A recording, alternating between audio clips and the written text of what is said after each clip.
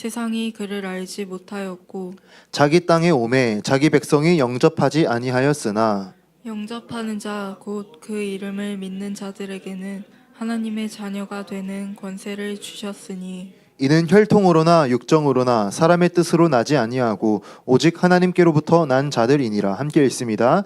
말씀이 육신이 되어 우리 가운데 거하심에 우리가 그의 영광을 보니 아버지의 독생자의 영광이요 은혜와 진리가 충만하더라. 아멘. 네, 성탄절이 4일 앞으로 다가왔습니다. 저도 성탄절 말씀을 준비하면서 또 본문도 읽어보고 또 관련된 책도 읽어보고 또 여러 가지 묵상을 하는 한 주를 보내게 되었어요. 그러면서 이번에 저희가 성탄절 찬양하잖아요. 성탄의 주인공이라는 찬양. 이 가사를 다시 한번 보는데 가사가 정말 되게 너무 좋더라고요. 네, 가사를 보면 캄캄한 밤하늘 빛나는 별빛처럼 이 땅을 밝히는 수많은 성탄 장식. 하지만 성탄의 참 의미는 희미해지고 화려한 파티와 선물을 기다리네. 성탄의 주인공은 바로 아기 예수님, 온 세상을 구원하러 오신 메시아. 네, 이 가사가 되게 저의 마음을 대변하는 가사였던 것 같아요. 연말이 되면 되게 마음이 들뜨고 설레이기도 합니다. 그런데 그것이 왜 그런가 곰곰이 생각해 봤을 때 정말 내가 성탄으로 예수님의 은혜로 말미암아 내가 마음이 이렇게 좋은 건지, 아니면 연말이라고 하는, 아니면 그냥 크리스마스라고 하는 그런 트리가 예쁘게 꾸며져 있고 어딜 가나 이렇게 예쁘게 꾸며져 있는 어떤 그런 연말의 분위기로 내가 조금 더 들뜬 것은 아닌가, 좀 저의 마음을 다시 생각해보는 그런 시간이 되었어요. 그러면서 우리가 조금 더 성탄의 은혜를, 성탄의 의미를 조금 더 깊이 생각하고 묵상했으면 좋겠다, 그런 마음을 가지게 되었습니다. 그런 마음으로 말씀을 준비하다가 이런 생각을 해보게 되었어요. 만약에 예수님께서 이 세상에 오시지 않았다면 어떤 세상일까?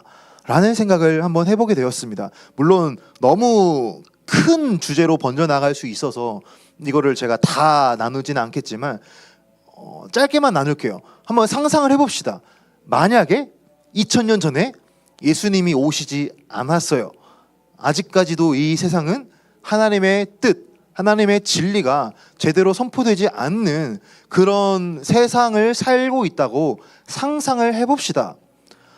제가 상상해보면서 딱 3가지 정도만 생각을 해보았습니다. 첫 번째로는 그런 세상이 되면은 우리는 모두 종교의 노예가 되어 살고 있겠다라는 생각이 들었어요. 이게 무슨 말이냐면, 여러분, 하나님께서 우리를 지으실 때 우리를 영적인 존재로 창조하셨잖아요. 우리 안에 영혼이 있어서 우리는 알든 알게 모르든 우리 안에 본능적으로 하나님에 대하여서 또는 영적인 것에 대하여서, 내세에 대하여서 우리는 관심을 가지고 있고 궁금증을 가지고 있어요. 어느 정도 하나님을 모르는 사람이라 할지라도 죽은 다음에 사후 세계에 대해서 굉장히 많은 관심을 가지고 있습니다. 천국이 없다, 하나님이 없다, 천국과 지옥이 없다 라고 말하는 사람들도 막상 정말 죽음이 다가온다고 한다면 사후 세계에 대해서 궁금해해요. 죽은 다음에 진짜 기독교에서 말하는 지옥이 있으면 어떡하지? 이런 생각을 하면서 살아간단 말이죠. 자, 아무튼 모든 사람은 영적인 이런 본능이 있다라고 말씀을 드립니다. 그래서 칼빈도 이런 말을 했어요. 인간의 마음은, 죄송합니다, 살짝 꼬였어요. 네. 죄송합니다. 다시. 우리 마음 가운데는 영적인 그런 어떤 알고자 하는 본능이 있어요. 그래서 우리는 끊임없이 어떠한 신성에 대하여서, 어떠한 신, 우상에 대하여 섬기고자 하는 본능이 가지고 있다라는 것이죠. 그래서 여러분, 그 모든 고대 종교를 보건 또는 이 세상의 많은 종교를 보건 다 그 모든 고등 종교를 깊이 들어가 보면 다 그 궁극적인 이유가 인간의 이 불안한 마음, 그러니까 죽은 다음에 어떻게 될지 모르잖아요. 그런데 뭔가 있는 것 같고 그 불안한 마음이 해결이 되지 않으니까 다 그 부분을 이런 모든 고등 종교가 다루고 있어요. 이슬람이라던가 불교라던가 뭐 힌두교라던가 여러 가지 그런 세계 종교가 다 그렇습니다.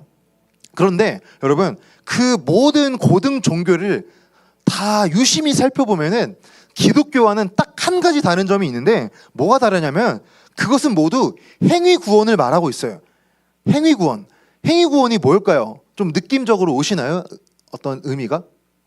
행위 구원은 뭐냐면 말 그대로 그 종교에서 말하는 구원을 받기 위해서 해야만 하는 그 수많은 행위들을 평생에 해야 하는 거예요. 그것을 평생 해서 공로를 쌓고 어떤 나의 업적을 쌓고 마일리지를 쌓듯이 그렇게 해야 구원을 받는다라는 그런 메커니즘을 가지고 있어요. 자세히 보면은. 그래서 굉장한 어떤 열심을 가지고 있고 어떠한 그런 수행을 해야 되고 인간의 고행을 해야 되고 뭐 그런 식으로 다 흘러가게 됩니다. 그런데 여러분, 우리는 성경을 통해 진리를 알잖아요. 예수 외에는 하나님께로 나아갈 수 있는 길이 없기 때문에 모든 예수님을 배제한 채 아무리 우리가 수행을 많이 하고 뭐 불교에서처럼 참선을 많이 하고 108배를 하고 돌을 닦고 머리를 깎고 뭐 목탁을 아무리 많이 두드려도 우리 안에 있는 어떠한 힘으로는 절대로 하나님께로 진리를 깨달을 수가 없다라는 것입니다.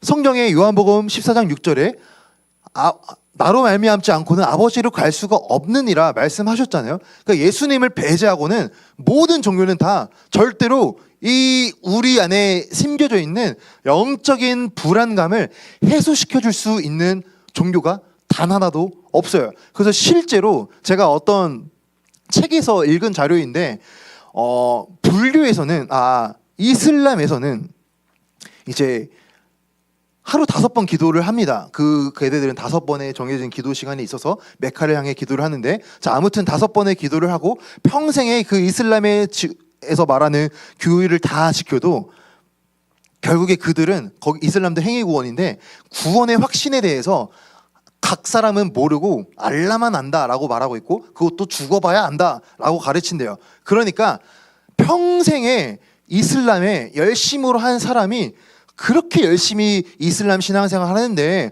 당신은 정말 어떤 느끼는 게 있나 봅니다. 뭐 구원의 확신에 대해서 느끼는 게 있나 보죠? 질문했을 때 모른다. 저도 구원받을지 안 받을지 모른다. 그냥 그것을 모르기 때문에 불안하기 때문에 난 평생에 열심히 하는 거고 그건 죽어봐야 합니다. 라고 대답을 했대요. 그러니까 뭐예요?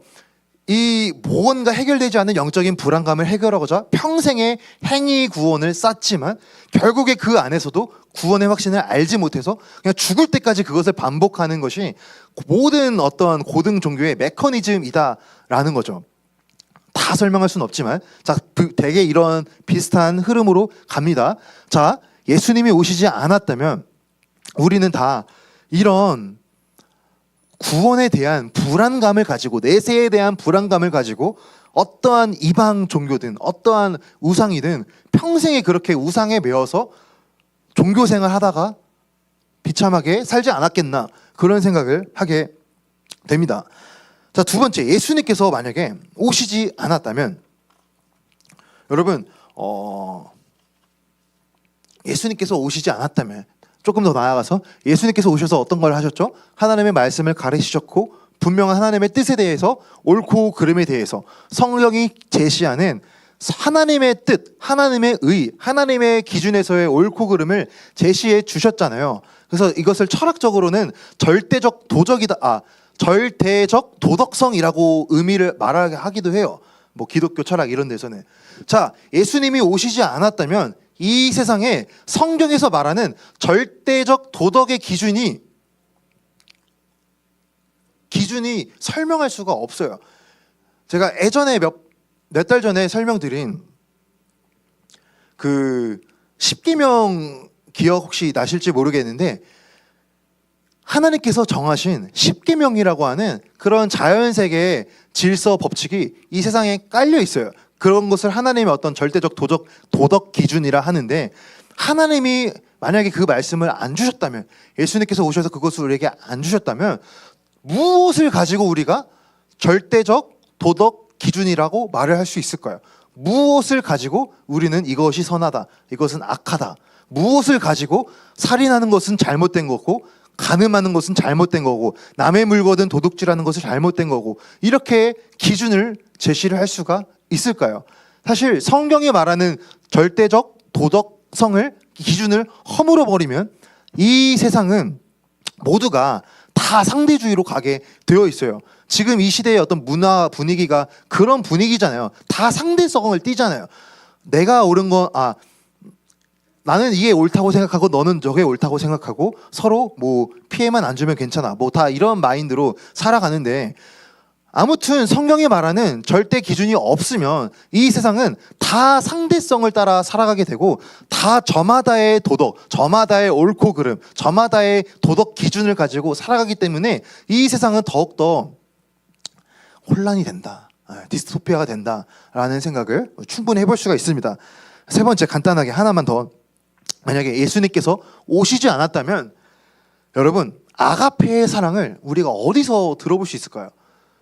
한번 곰곰이 생각해 봅시다. 아가페의 사랑, 이것은 이 남녀의 에로스 사랑을 뛰어넘는 거잖아요. 아가페의 사랑은 나를 희생해서 너를 살릴게 라는 사랑이잖아요. 이것은 십자가에서 나타났어요. 십자가에서 나타났고 십자가의 사랑을 경험한 사람들이 나도 예수님처럼 살아야겠다 해서 아가페의 사랑이 인류 역사 가운데 흘러나왔습니다. 곰곰이 생각해 봅시다. 십자가가 없으면 과연 누가 아가페적 사랑을 실현하면서 살아갈 수 있을까요? 저도 못할 것 같아요.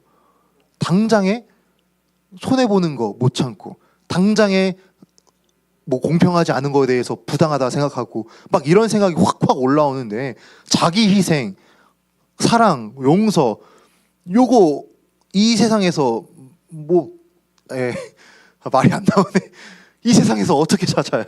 그러니까 십자가가 없으면 이것도 우리가 상상해 볼 수 없다. 그러니까 십자가는 굉장히 여러 의미에서 정말 우리 이 세상에 많은 것들을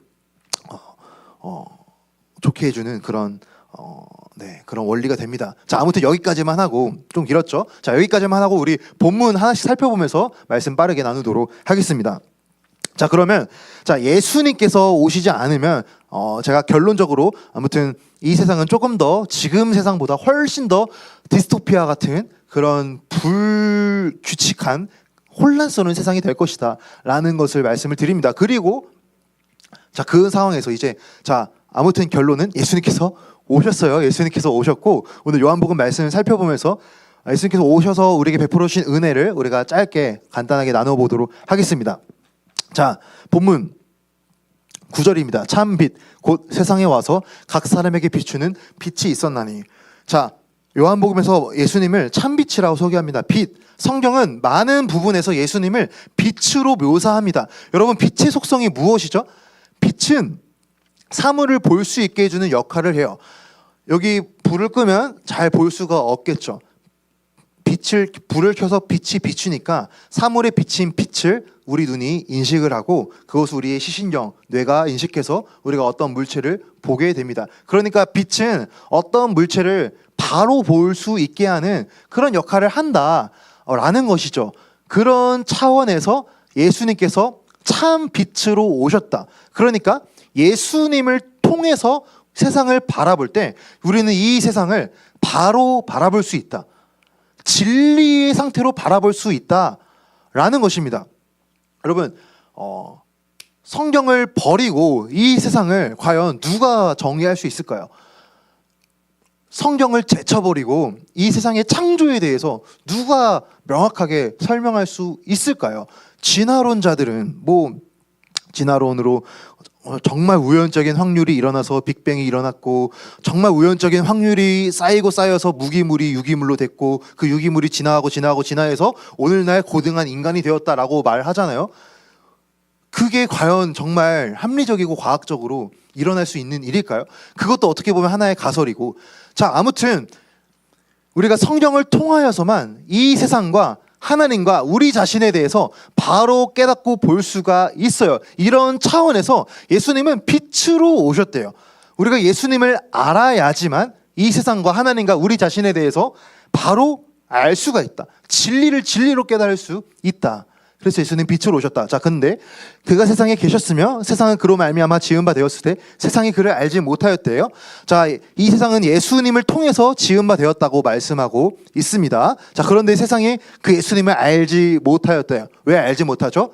타락해서 죄로 말미암아 인간의 영적인 기능이 어두워서 훼손되어서 예수님을 알지 못합니다. 11절.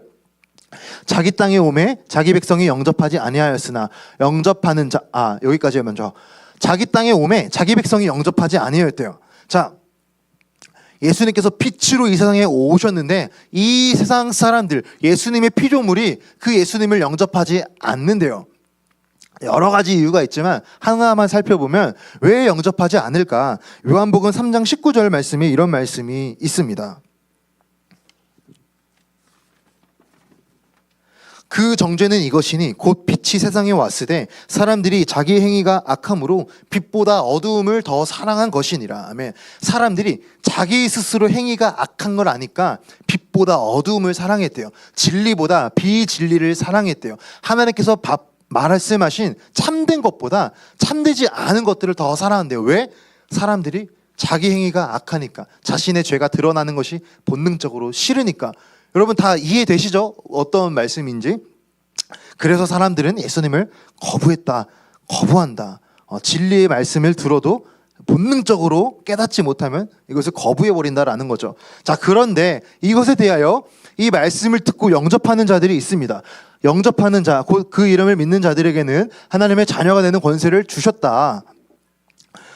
세상 사람들은 하나님을 알지 못해서 거부하는 사람들도 있지만 그 하나님을 아멘으로 받고 마음으로 수용하고 예수님을 영접하는 사람들에게는 하나님의 자녀가 되는 권세를 주신대요. 예수님께서 이 세상에서 진리로 오신 것을 참되게 믿고 바르게 받아들이는 자들에게는 하나님의 자녀가 되는 선물을 주신다라는 것이죠. 여러분, 자녀의 선물, 성경에서는 이것을 양자되었다라고도 의미합니다. 제가 설교의 시간에 여러 번 말씀을 드려서 조금 빠르게 말씀을 드릴게요.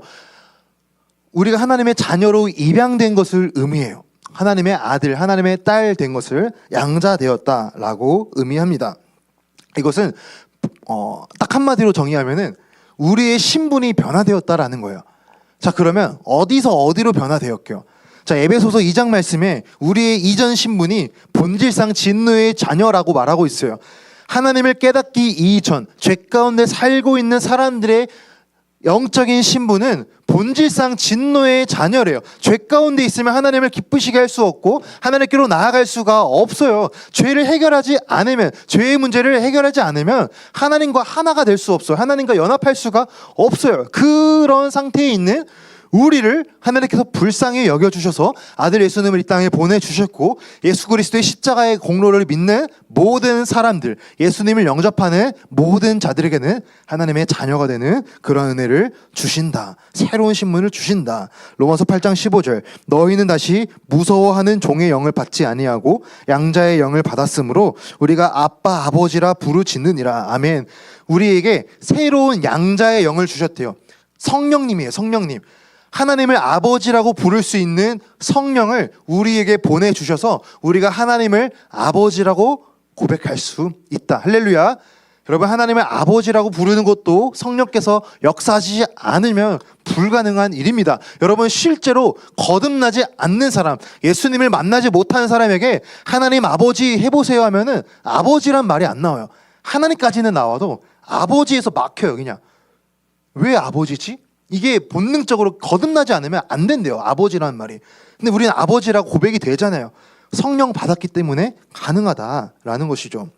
자, 이렇게 성령 받은 우리는 하나님의 자녀가 되어서 하나님 안에서 한 가족이 됩니다. 우리는 하늘 아버지를 한 아버지로 두는 하나님 나라의 가족입니다. 우리가 이 세상에서 생김새와 사는 곳, 외모, 모든 것이 다 다를지라도 하나님 나라에서 한 가족입니다. 여러분, 너무 뻔한 말 해서 다 졸고 계신가요? 잘, 피곤하더라도 들어주시면 감사하겠습니다. 자, 에베소서 2장 19절, 그러므로 이제부터 너희는 외인도 아니요 나그네도 아니요 오직 성도들과 동일한 시민이요 하나님의 권속이라. 하나님의 가족이다. 여러분, 하나님 나라에서 우리는 다시 가족으로 만날 것입니다. 할렐루야. 이곳에서 사이좋게 지내고 천국에서도 사이좋게 브레스 하면서 만나면 되는 거예요. 여러분. 자, 아멘. 자, 여러분. 너무 길어져. 자, 패스. 자, 그러면 우리가 한 가족이라고 한다면 우리가 어떻게 살아야 될까? 고린도전서 12장 26절에 이런 말씀이 있습니다. 만일 한 지체가 고통을 받으면 모든 지체가 함께 고통을 받고 한 지체가 영광을 받으면 모든 지체가 함께 즐거워하느니라. 아멘. 자, 가족은 어떻게 해야 되냐? 한 지체가 아프면, 한 지체가 고통받으면 함께 고통을 나누고, 한 지체가 기뻐하고 즐거워하면 함께 기뻐하고 즐거워하는 것이 가족이다. 여러분, 가족들 안에서 그렇게 하잖아요. 그렇죠? 실제 가족들 함께 기뻐하고 함께 즐거워하잖아요. 우리 교회 공동체도 마찬가지입니다. 우리 브레스 청년부 우리 함께 기뻐하고 함께 즐거워하는 그러한 것이 마땅한 우리의 태도가 되어야 할 줄로 믿습니다. 두 번째, 우리 한 가족으로서 서로 사랑해야 돼요. 요한일서 5장 1절 말씀에 예수께서 그리스도이심을 믿는 자마다 하나님께로부터 난 자니 또한 낳으신 이를 사랑하는 자마다 그에게서 난 자를 사랑하느니라. 네.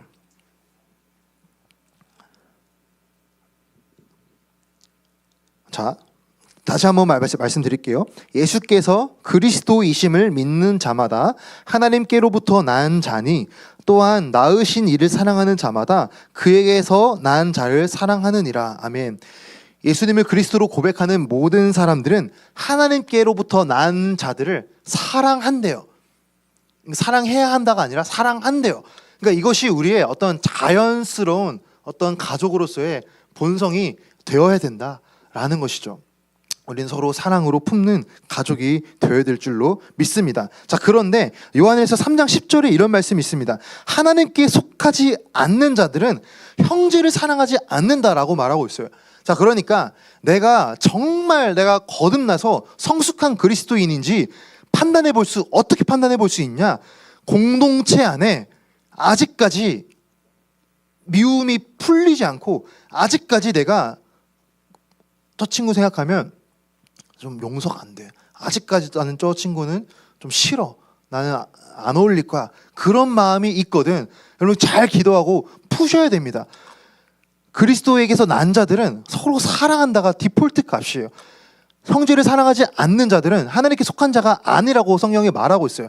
하나님께 속하였다면 서로 사랑하고 용서하고 조금 모난 부분이 있을 수 있어요. 아직까지 연약한 부분이 있을 수 있어요. 그럼에도 품어주고 사랑해야 한다라는 것입니다. 할렐루야. 자, 이렇게 서로 품고 했으면 좋겠습니다. 자, 마지막, 하나님의 자녀로서 우리는 기도할 수 있는 특권을 가진다. 하나님의 아버지라고 부르기 때문에 우리는 아버지께 당당히 우리의 권리를 요구할 수 있는 그런 권리가 있다라는 것이죠. 네, 할렐루야. 그래서 기도할 수 있다. 여기까지가 이제 자녀됨의 큰 은혜였습니다. 자, 조금 곁길로 많이 갔지만 다시 본문으로 와서, 자, 예수님을 믿는 자들은 하나님의 자녀가 되는 권세를 받았다까지 했었죠. 13절, 이는 혈통으로나 육정으로나 사람의 뜻으로 나지 아니하고 오직 하나님께로부터 난 자들이니라. 말씀이 육신이 되어 우리 가운데 거하심에 우리가 그의 영광을 보니 아버지의 독생자의 영광이요 은혜와 진리가 충만하더라. 아멘. 13절부터 간단하게 설명을 드리겠습니다. 네, 예수님 영접하는 자들은 하나님의 자녀가 된다고 했었죠. 그것은 혈통으로나 육정으로나 된 것이 아니래요. 혈통을 통하여, 무슨 말일까요? 우리의 어떤 가족 관계, 가족의 어떠한 출생을 통하여 되는 것이 아니래요. 그것을 뛰어넘어서 육정, 어떤 인간적인 어떤 관계를 통해서 하나님의 자녀가 되는 것은 아니다. 자, 이것은 오직 하나님께로부터 난 자들이다. 이것은 성령으로 거듭나는 거다. 영적으로 되는 것이다. 라고 성경은 설명하고 있습니다. 자, 말씀이 육신이 되어 우리 가운데 거하셨다. 자, 이것도 되게 설명이 많이 필요한데, 말씀이 육신이 되었다. 좀 어렵죠? 말씀이 육신이 되었다. 자, 요한복음 1장 1절에 태초에 말씀이 계시니라. 이 말씀이 하나님과 함께 계셨으니 이 말씀은 곧 하나님이시니라 말씀하고 있어요. 그러니까 자, 요한복음 1장 1절은 태초에 성부 하나님, 이 세상을 창조하신 성부 하나님이 계신데 그 하나님과 동시에 말씀으로 계신 성자 하나님이 계셨대요.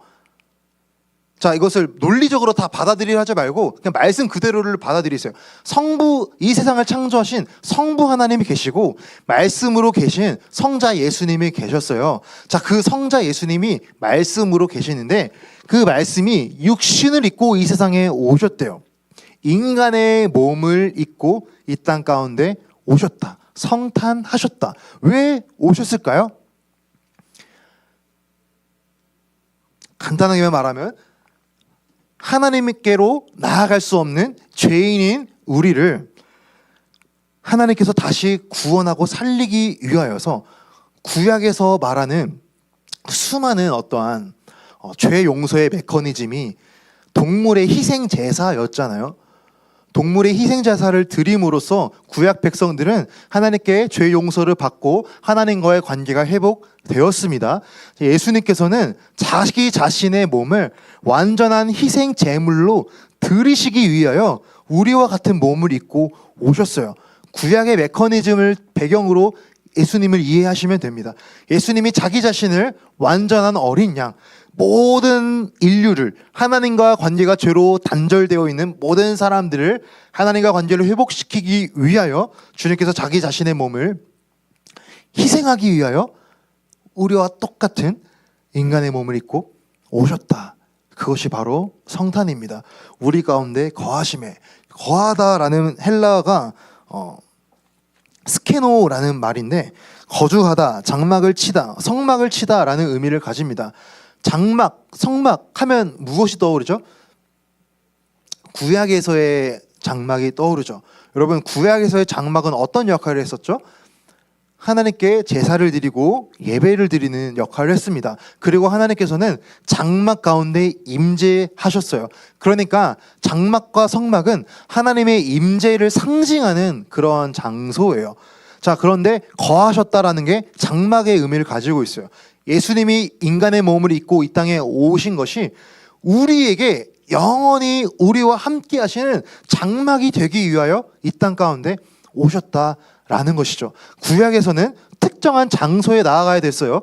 특정한 성막이라는, 장막이라는 장소에 나아가서 제사를 드려야지만, 그곳에 하나님의 임재가 있기 때문에 그곳에 제사를 참여해야지만 죄 용서를 받고 하나님과 관계가 회복되고 거룩해지는 메커니즘이었다면, 신약에서는 예수님이 자신의 몸을 희생제물로 드리셨고 우리 가운데 함께 거하셨는데 장막으로 거하신대요. 그러니까 신약에서는 특정한 장소에 나아가는 것이 아니라 우리 안에 성령으로 와 계시는 예수님을 우리가 믿음으로 바라보고 예수님의 십자가의 공로를 고백하면서 기도할 때 우리가 하나님의 임재 안으로 들어갈 수 있다라는 것입니다. 이 은혜, 우리가 언제든지 예수님의 이름을 찾고 구할 때 예수님을 만나고 하나님께 죄 용서를 구할 수 있는 이 은혜를 주시기 위하여 말씀이 육신이 되셨다. 이것이 성탄이다 라는 의미입니다. 할렐루야. 다 이해되셨죠? 네, 감사합니다. 자, 이 성탄의 은혜를 우리가 다시 한번 깊이 누리고, 여러분, 처음 말씀드렸지만 여러분, 예수님 오시지 않았다면 우리가 이 방금 설명드린 모든 것이 다 무용지물이에요. 하나도 우리가 누릴 수가 없어요.